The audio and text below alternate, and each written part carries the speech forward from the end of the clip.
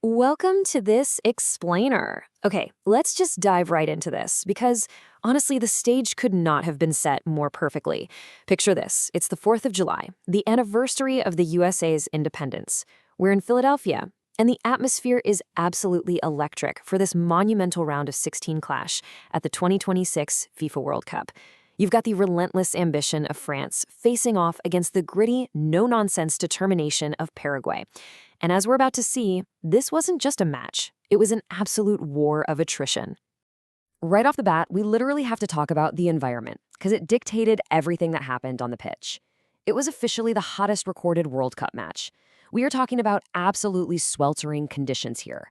The heat in Philadelphia turned what was already a high-stakes, winner-go-home game into a brutal physical crucible.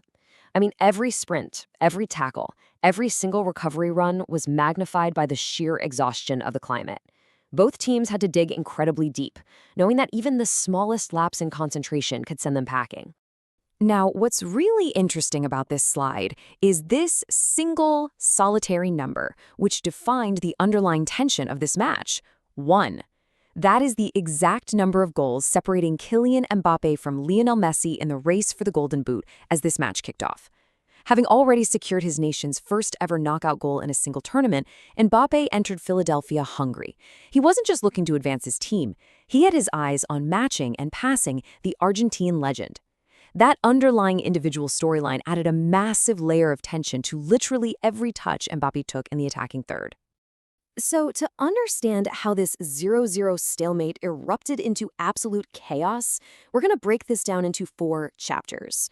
First, the sweltering stakes in Philadelphia. Second, the Paraguayan defensive wall. Third, the VAR penalty drama. And finally, how the French machine marches on. Let's start with Chapter 1, Sweltering Stakes in Philadelphia. You know, the intensity was dialed up to 11 right from the opening whistle. The French came out playing full-throttle football, obviously aiming to assert their dominance early on.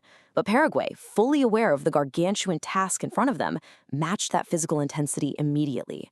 As their head coach Gustavo Alfredo put it, this is not just one more match, it's a last 16 tie with the world's number 1. That quote really tells you the whole story. Paraguay wasn't treating this as a standard fixture. They viewed this as a monumental mental and physical mountain to climb.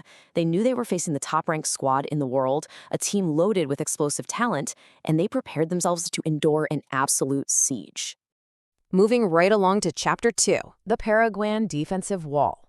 For the first 70 minutes, we witnessed this beautiful tactical clash. It was kind of like watching an unstoppable force meet an immovable object. On one side, you have the French attack. They rely heavily on explosive vertical speed. Players like Mbappe and Ousmane Dembélé looking for those incredibly fast link-ups and high-looping balls over the top to break defensive lines. But on the other side, you have Paraguay's defense. And let me tell you, their backline was elite. Their tactical directive was crystal clear: close down space rapidly and try to recover the ball as quickly as possible to minimize the distance to the goal.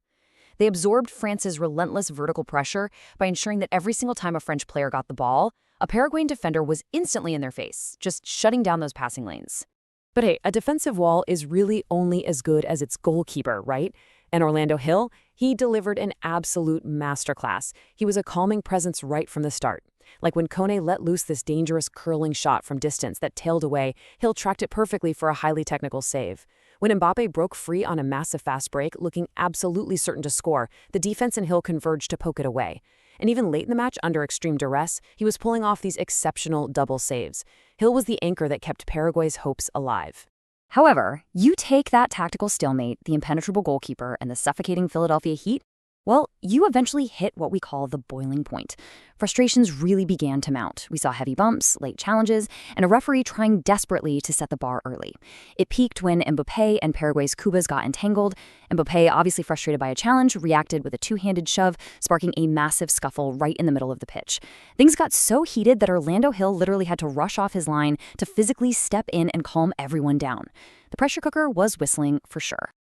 Which brings us to Chapter 3, the VAR penalty drama.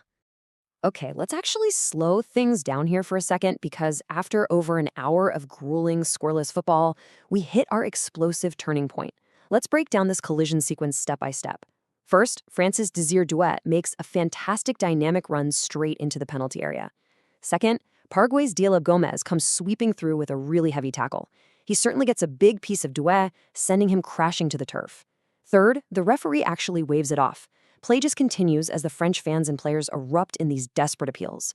And finally, step 4, the off-field VAR officials all the way down in Dallas buzz down to the pitch. Time basically stands still as the review is conducted. So the final ruling comes down, and it echoes through the stadium. The VAR decision was clear. Paraguay's number 8, Diego Gomez, fouled the attacking player inside the penalty area. The result? A penalty kick for France. Just like that, the immovable Paraguayan wall, which had absorbed so much punishment, finally cracked. Now, this next part is absolutely fascinating. Watch how brilliantly France handled the agonizing pressure of this moment. They used this clever deception tactic.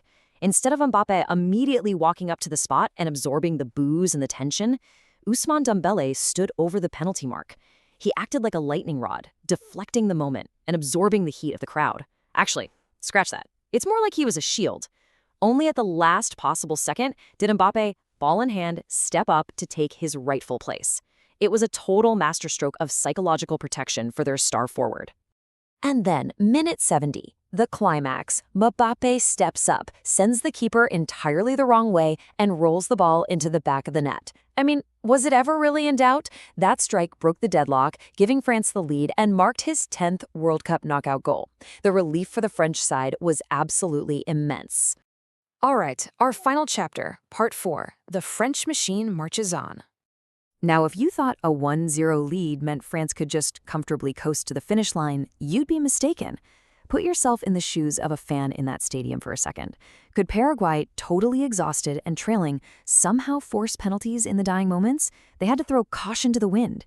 The tactics shifted from defensive stability to sheer, desperate survival for both sides. Let's look at how this chaotic finale actually played out. We have the 70th minute penalty, but following that, the intensity somehow steps up yet another level. Orlando Hill is forced into making those exceptional, desperate double saves we talked about, just to keep Paraguay within striking distance. The desperation was so high on both sides that France's Michael Olise actually earned a yellow card for an obvious dive, throwing himself to the floor as the referee just waved a finger at him. It was a scrappy, hard-fought battle, all the way until the 90th plus minute when the final whistle finally blew, cementing a 1-0 victory for France. So what is the big takeaway from this explainer? The blue wall holds. Despite the suffocating heat of a Philadelphia July 4th, and despite facing an elite Paraguayan defense backed by a totally heroic goalkeeper, France's relentless, full-throttle pressure ultimately found a way. They adapted, they survived the scuffles, they capitalized on the VAR drama, and they secured a really gritty, hard-fought 1-0 victory to advance to the quarterfinals. Which leaves us with one massive, lingering question as the tournament progresses. With the blue wall holding strong and their star forward finding the back of the net under immense pressure, can anything stop the French machine in the quarterfinals? It's a question the rest of the world will be desperately trying to answer. Thank you so much for joining me for this explainer. Keep learning, keep questioning, and I will see you next time as we break down the next big clash.